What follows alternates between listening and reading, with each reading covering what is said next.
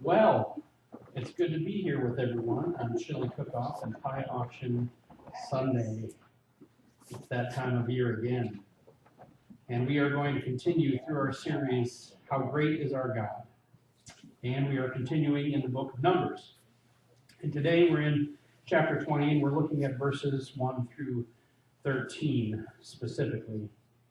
We've seen the rebellion of the people of Israel quite often, actually, over the past few weeks. We've seen it end not so well for them. Lots and lots of quail, miraculous earthquakes opening and swallowing people who are rebelling. But now that we are moving into chapter 20, we're going to be transitioning to the end of the wilderness wanderings. And we're actually going to see the tables turn a little bit. So join me, if you will, in Numbers chapter 20, starting in verse 1. It says, in the first month, the whole Israelite community arrived at the desert of Zin, and they stayed at Kadesh. There Miriam died and was buried.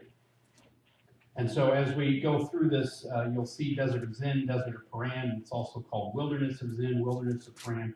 And it would seem that they bordered each other. And there's places known as Kadesh or Kadesh Barnea.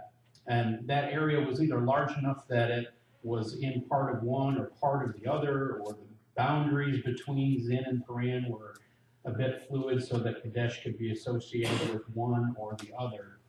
But the significance here is not whether Kadesh is more in Zin or more in Paran or whether they bordered each other, but the fact that they are back at Kadesh. See, that's where they were when the 12 spies returned from the land. That's where they were when they got the edict handed down that because of their lack of faith, because of their lack of trust in God, they would wander in the desert for 40 years. And so it's fitting that they would return there as their wanderings begin to come to a close. From this point, they are going to make progress towards Canaan, towards the Promised Land. 40 years of wanderings comes to an end.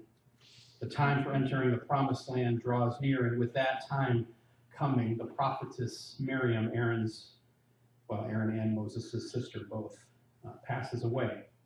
And her death, we're going to find out, is going to signal the beginning of the passing of the old guard, the leadership that has carried Israel thus far. Verse 2 says that now there was no water for the community, and the people gathered in opposition to Moses and Aaron. They quarreled with Moses and said, if only we had died when our brothers fell dead before the Lord. Why did you bring the Lord's community into this wilderness that we and our livestock should die here? Why did you bring us up out of Egypt to this terrible place? It has no grain or figs, grapevines or pomegranates, and there's no water to drink. It seems that over their many, many years with God, the people still haven't quite learned. And once again, they quarrel with the leadership that God has set in place. This is the second time, while following God, that they've shared their concerns, if you will, over a lack of water. The first instance was in Exodus chapter 17 when the Israelites camped at Rephidim. And as we continue through this episode today, we're going to look at both instances and note some differences between the two events. But what is shared between the two is that the people come to Moses and they come against Moses.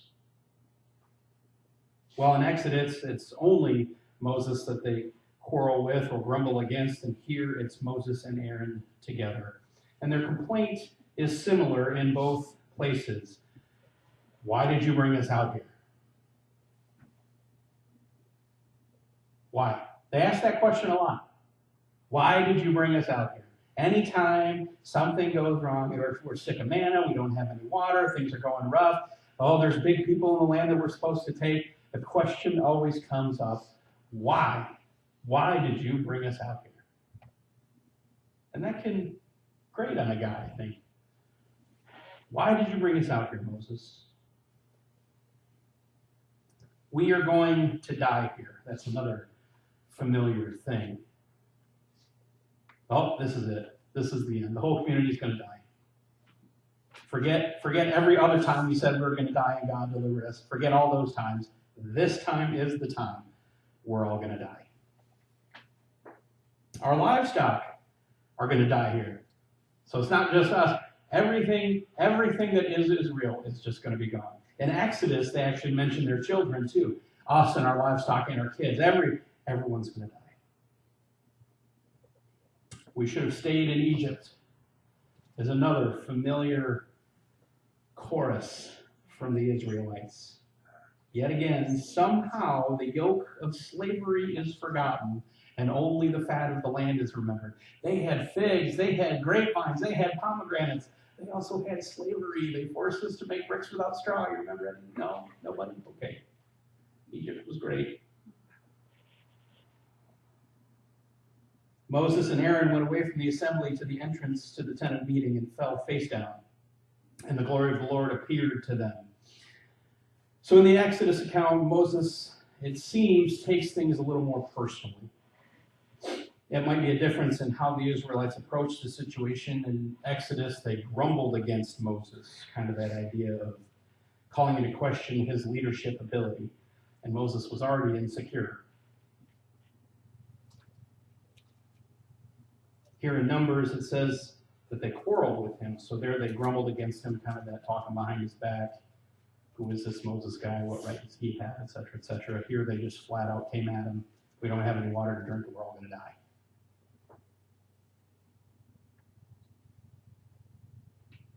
Perhaps that outright argument helps a little. Maybe Moses is just desensitized to their complaints by now, since they have done it often. In Exodus, he responds to the people, "Why do you quarrel with me? Why do you put the Lord to the test?" He also cries out to the Lord. Here in Numbers, there's less drama, at least less recorded drama, and he and Aaron just go straight to God. They fall prostrate before him and wait for him to tell them what to do. The Lord said to Moses, "Take the staff, and you and your brother Aaron gather the assembly together. Speak to that rock before their eyes, and it will pour out its water. You will bring water out of the rock for the community so they and their livestock can drink." So as he does in the Exodus account, so God here issues instructions to Moses. He is going to provide water for the people. But there are differences. In Exodus, Moses is to take his staff, the staff with which he struck the Nile, and he's supposed to strike the rock. Here, he's supposed to take Aaron's staff that had produced almonds, and he's not supposed to strike the rock. He's supposed to take that memorial staff, the one that was placed in front of the ark, and he's supposed to go and speak to the rock. In Exodus, he struck the rock in front of the elders of Israel. Here, he is going to speak to the rock in front of the sight of the whole people. So Moses took the staff from the Lord's presence just as he commanded him. He and Aaron gathered the assembly together in front of the rock, and Moses said to them, "Listen, you rebels. Must we bring you water out of this rock?" Then Moses raised his arm and struck the rock twice with his staff. Water gushed out, and the community and their livestock drank. And so this part of the episode begins all right. It really kind of follows the standard pattern that we've seen set forth thus far. God instructs Moses. Moses follows God's instructions. That's what we have seen thus far. Moses takes the staff and he gathers the people as he's supposed to do, but then things take a little turn. First, let's look at what Moses says. He calls the Israelites rebels. And yet the only anger we see thus far in this episode is from Moses and perhaps Aaron with him. If you will recall, when God responded to Moses and Aaron when they were prostrate in front of the tent of meeting. He didn't say anything about being upset with Israel. In fact, all he did was tell Moses and Aaron how to give them water. God does not respond angrily. Yet Moses defines them as rebels. And this term has mainly been used, with one exception, as a term for the people going against God. So it would seem that Moses uses the term here a little inappropriately, or a little directed in the wrong place. Either he has deemed that they've rebelled against God, something which God did not define, or worse, Moses has made it personal. You've rebelled against me. He set himself up in a prideful position. And then he asks, must we bring you water out of this rock? And what he means by this question is that he was actually reluctant to do so. Moses was reluctant to do for the people what God had told him to do. Must we bring water? Do we have to? Do we really have to give water to this rebellious people? Do we really have to perform a miracle for these whiners? And let's look at what Moses did. He was instructed by God to speak to the rock. That's all he had to do. Staff in hand, speak to the rock to provide water. But instead, he strikes it, not once, but twice. And it doesn't appear to be a light tap. The word that is used here is often in the context of killing someone or defeating armies, or God striking someone or a nation with a plague, or blows that have the potential to kill or maim somebody.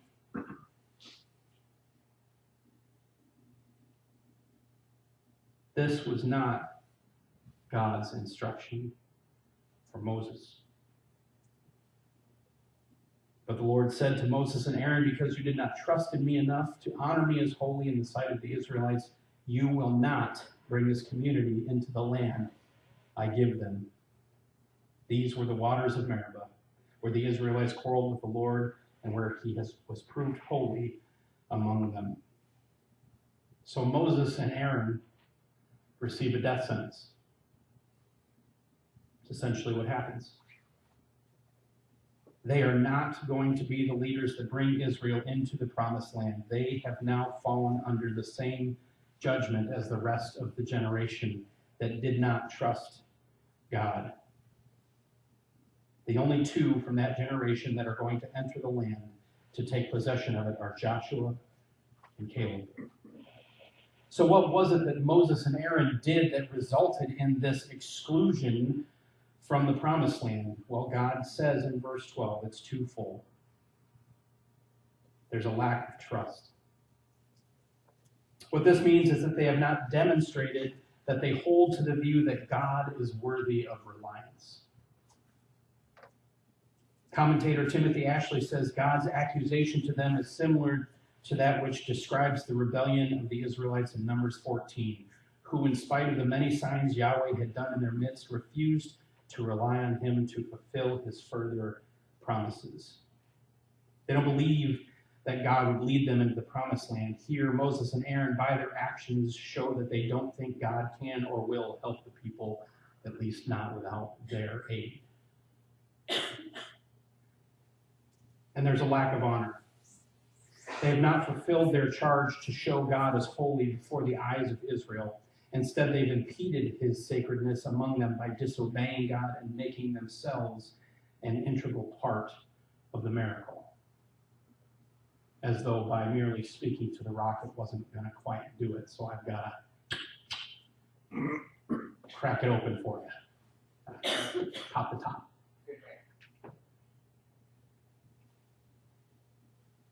So what was God's goal in this episode? God's going to provide water for his people and show himself to be trustworthy. The people were thirsty, and God has taken Israel as his own. He's guided them thus far. He's kept them safe in the wilderness over the 40 years. eventually leading them into the promised land. He's not going to let them die out from thirst. What does God reveal about himself? Trust and holiness.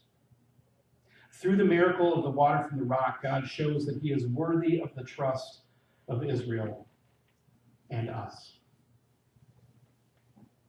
He is the one true God. They and we can put our confidence in him. He is the one true God.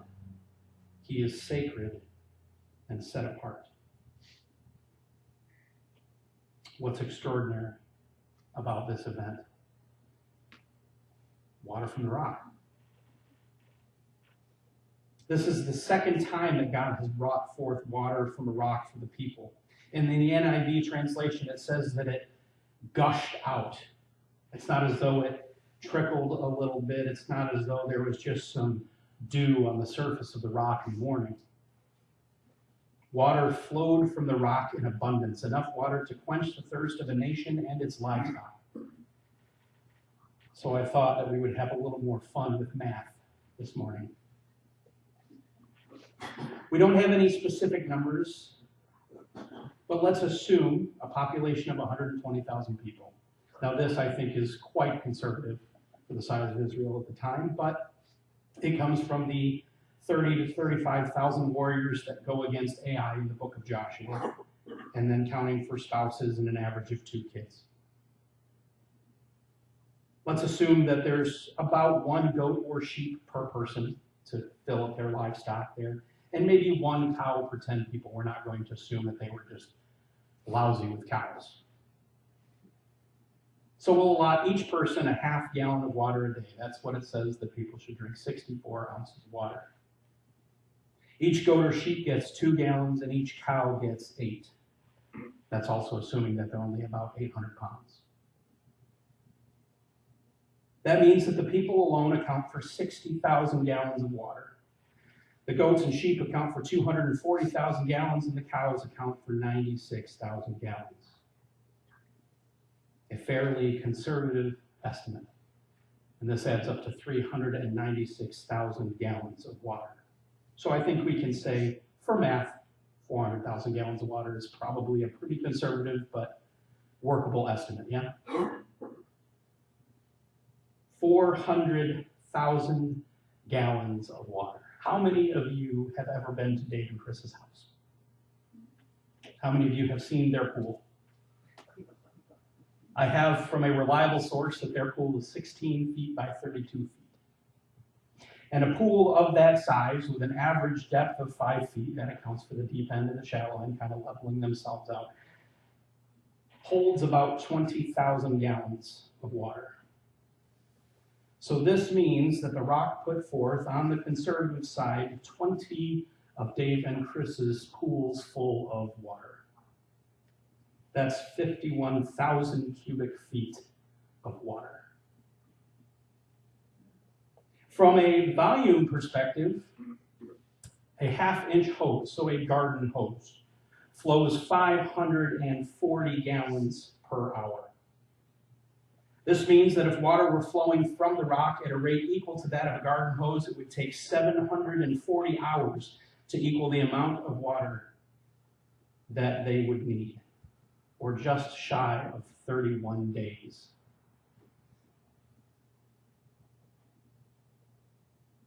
I think it's safe to assume that water was flowing pretty fast out of that rock. What does God ask of his people? Obedience. God has instructed Moses many times to do something for the people, whether he's passing on God's commands or performing a miracle. And up to this point, Moses has been quite faithful in his commission.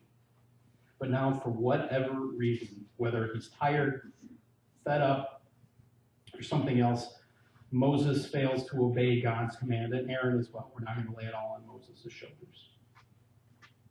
As Christians, we are expected to follow God's commands. He has them for a reason. They are for our good. And a lack of obedience hinders us, and it hinders our ministry. What is God teaching us? Nothing is too great for God to accomplish. God is just, God is holy, and he keeps his promises. There's nothing that we can ever need, nothing that we can ever ask for that God cannot provide. He doesn't always provide it because we don't always need it. It might be outside his will for whatever reason, but that doesn't mean that he can't. He is able to do anything. And even those who are tasked with leadership positions in the kingdom fall under submission to him, and obedience is required as well. There is no one under God that is not beholden to him. We can't take our relationship with God for granted. We can't take God for granted. We can't assume that we know him completely. We can't assume that we know his motivations. We can't decide that someone's being rebellious. We can't decide how God feels about their rebellion. God is holy and set apart. He is wondrous, amazing, and awesome. Let's pray. Heavenly Father, we come before you, and we want to recognize who you are. That you are an awesome God, that you are beyond our comprehension. We thank you that you do reveal some of yourself to us in Scripture. We thank you that you do give us the opportunity to live with you and for you. We ask for your help in our obedience, that we may do what it is you ask of us. That we can understand when we don't get a yes or a no that we want. That we trust that you are worthy of reliance. That whatever you decide is best. We ask for these things, Father, in Jesus' precious name. Amen.